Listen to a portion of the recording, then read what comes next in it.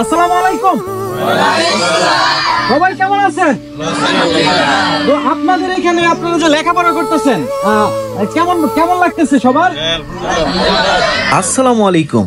আজকে আপনাদেরকে এমন একটি মাদ্রাসার সাথে পরিচয় করিয়ে দিব, গ্রাম বাংলার বুকে অনেকগুলো কোরআনের পাখি লেখাপড়া করতেছে।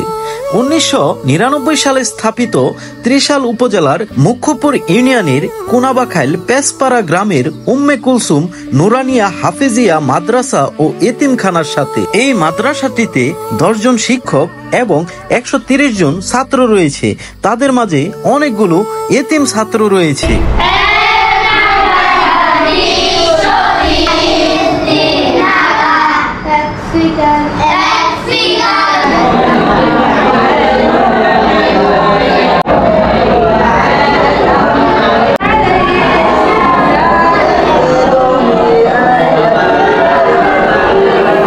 পাচ্ছেন মনে সুখে কোরআন পড়তেছে।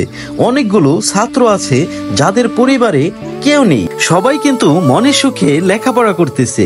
আজকে তাদের জন্য খাবার দাবার এবং লেখাপড়ার খরচ চালানোর জন্য অনেক টাকা খরচ হচ্ছে।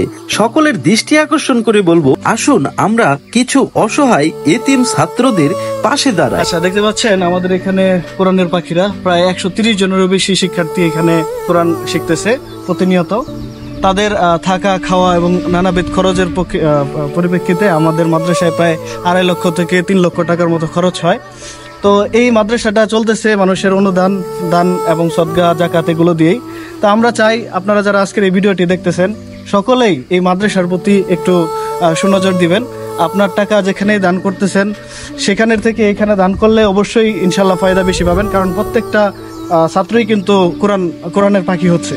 তো তাদের দোয়া এবং এখানে যারা উস্তাদ রয়েছেন তারাও প্রতিনিয়ত আপনাদের জন্য দোয়া করবেন।